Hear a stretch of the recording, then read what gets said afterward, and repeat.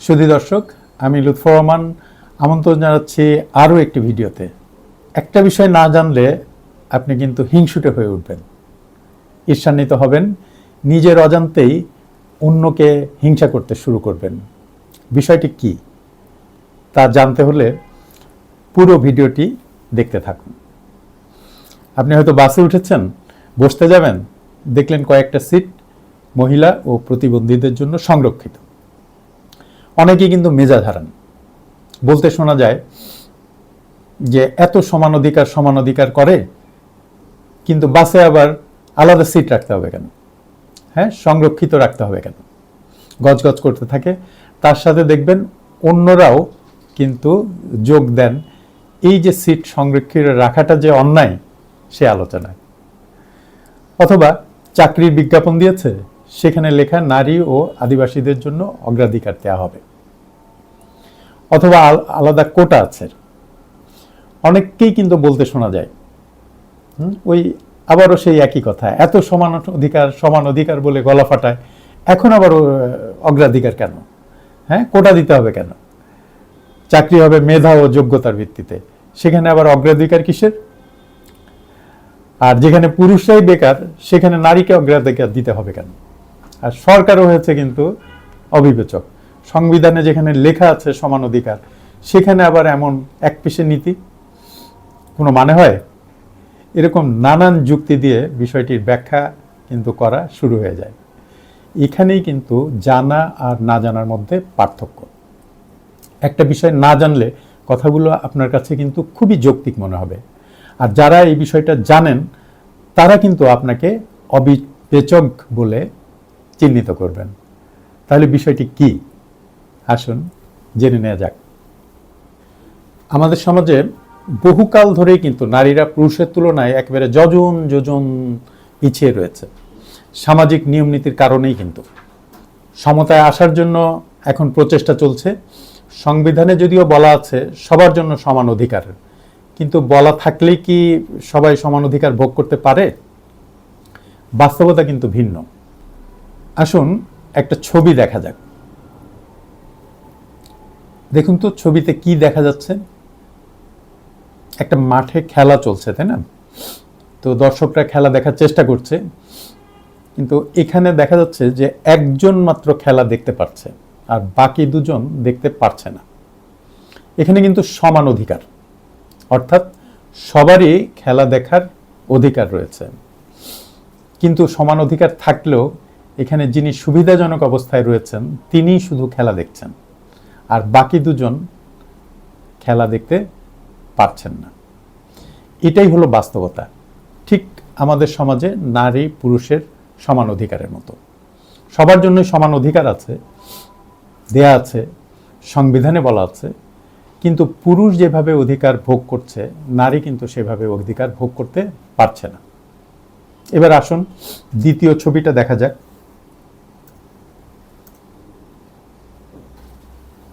এখানে কি দেখতে পাচ্ছেন? সবাই কিন্তু খেলা দেখছেন, তাই না? তবে যার যেটুকু সাপোর্ট প্রয়োজন তাকে কিন্তু ততটুকু দেয়া হয়েছে। দ্বিতীয় জনকে দেখেন একটা টুল দেয়া হয়েছে, আর তৃতীয় জনকে দুটো টুল দেয়া হয়েছে। এখানে প্রথম জনের কিন্তু কোনো সাপোর্টই প্রয়োজন নেই, কেননা সাপোর্ট ছাড়াই তিনি খেলা দেখতে পারছেন। ঠিক আমাদের সমাজেও পুরুষ নারী অন্য লিঙ্গের মানুষের মতোই পুরুষের সাপোর্ট প্রয়োজন নেই, কিন্তু নারীর সাপোর্ট প্রয়োজন রয়েছে। অন্য লিঙ্গের মানুষ, অর্থাৎ যাদেরকে আমরা তৃতীয় লিঙ্গের মানুষ বলি, তাদের কিন্তু সাপোর্ট প্রয়োজন পড়ছে। এবার তৃতীয় ছবিটা দেখা যাক।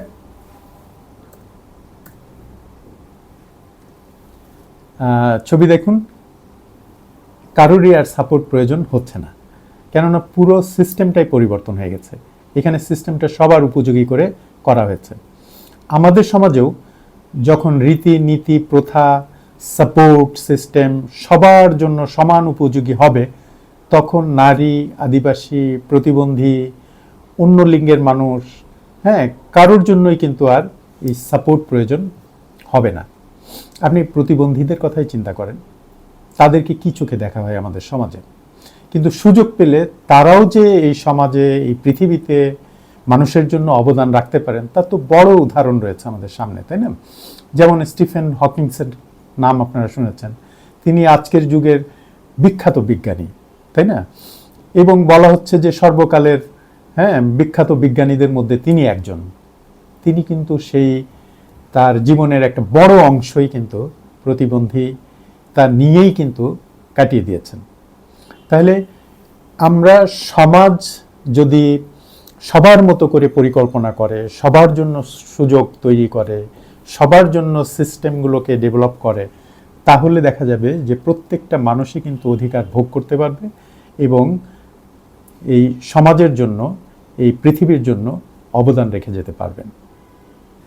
এই ছবিটার কথা যেরকম মনে রাখতে হবে, তেমনি আরও একটা কথা কিন্তু এই মনে রাখা প্রয়োজন। আপনি যদি একটা সবুজ ঘাসে ঢাকা একটা মাঠ, সেই মাঠের সবুজ ঘাসের উপরে একটা ইট চাপা দিয়ে রাখেন, কিছুদিন পর যদি ইটটাকে তুলে নেন, কি দেখা যাবে? দেখা যাবে ইট চাপা পড়া ঘাসগুলো ধূসর হয়ে গেছে, তাই না? অথবা ফ্যাকাশে হয়ে গেছে। তো এটাই কিন্তু নিয়ম। কেন হয়েছে? সে আলো বাতাস ঠিক মতো পায়নি, তার যা যা প্রয়োজন সেভাবে বেড়ে উঠতে পারেনি, যার জন্যে সে বিবর্ণ রং ধারণ করেছে। তো ঠিক আমাদের সমাজেও কিন্তু এরকম, নারীরা বা প্রতিবন্ধী যারা রয়েছেন, অথবা আপনি যাদেরকে হিজড়া বলা হয়, অর্থাৎ অন্য লিঙ্গের মানুষ, তারাও কিন্তু দীর্ঘদিন ধরে এই সমাজে পিছিয়ে পড়ে রয়েছে। তো তাদেরকে যদি আমরা বলি, আজকেই যদি বলি যে আপনাদের জন্য সমান অধিকার, তারা কি সমান অধিকার ভোগ করতে পারবে? পারবে না। কিন্তু ওই যে ঘাসের মতোই, যে বিবর্ণ ঘাসগুলো ইটটা সরিয়ে দিলেই কিন্তু তারা রাতারাতি সবুজ হয়ে যাবে না। সবুজ হওয়ার জন্য তাদের পরিচর্যা প্রয়োজন, সময় প্রয়োজন, তাই না? আলো বাতাস প্রয়োজন। দেখবেন যে তারপর একটা সময়ে আস্তে আস্তে ধীরে ধীরে তারা কিন্তু অন্য যে ঘাসগুলো ছিল সবুজ হয়ে যাচ্ছে, তাদেরকে আর আলাদাই করা যাচ্ছে না। ঠিক তেমনি আমাদের সমাজেও আপনি যদি অধিকারগুলোকে সংরক্ষিত করেন, সুযোগ যদি তৈরি করেন, একটা সময় এসে কিন্তু দেখা যাবে যে তারা কিন্তু আর এক্সট্রা সাপোর্ট প্রয়োজন হচ্ছে না, তাদের জন্য কোনো বাড়তি কিছু করার প্রয়োজন হচ্ছে না। অন্যদের মতো তারাও কিন্তু সুযোগগুলোকে ভোগ করতে পারবে। তো এই যে বিষয়টাকে বললাম, এটাকে বলা হয় ইকুইটি অথবা ন্যায্যতা। এই ন্যায্যতা বা ইকুইটি যদি বিবেচনা না করা হয়, তাহলে কিন্তু সমতায় আসা যায় না। তো সমতায় আসার জন্য প্রয়োজন হচ্ছে এই ইকুইটি বিবেচনা করা, অথবা ন্যায্যতা অথবা সাম্যতা, এটা বিবেচনা করা। তো আপনার চিন্তা থেকে এই ন্যায্যতা এবং এই সাম্যতা অথবা ইকুইটি, এটা যদি বাদ পড়ে যায়, তাহলে কিন্তু আপনি একচোখা হয়ে পড়বেন। আপনি কিন্তু এক পেশে চিন্তা করবেন। তখন কিন্তু আপনার কাছে যে যুক্তিগুলা যুক্তিযুক্ত মনে হবে, অন্যের কাছে কিন্তু সেই যুক্তিগুলা খোড়া যুক্তি মনে হবে, এবং তারা মনে করবে যে আপনি হিংসুটে, আপনি এক পেশে, আপনি পিছিয়ে পড়ার চিন্তা নিয়ে আছেন। আপনি কি পিছিয়ে পড়ার চিন্তা নিয়ে থাকতে চান, নাকি চিন্তাগুলোকে পরিবর্তন করতে চান? সিদ্ধান্ত কিন্তু আপনার। কেমন লাগলো আজকের ভিডিওটি? আরও কোন ধরনের বিষয় নিয়ে আলোচনা করা যায়, সে ব্যাপারে আপনার পরামর্শ আপনি কমেন্টস বক্সে লিখে জানান। আজ এই পর্যন্তই। আগামী ভিডিও দেখার আমন্ত্রণ জানিয়ে এখানেই শেষ করছি। সুস্থ থাকুন, ভালো থাকুন।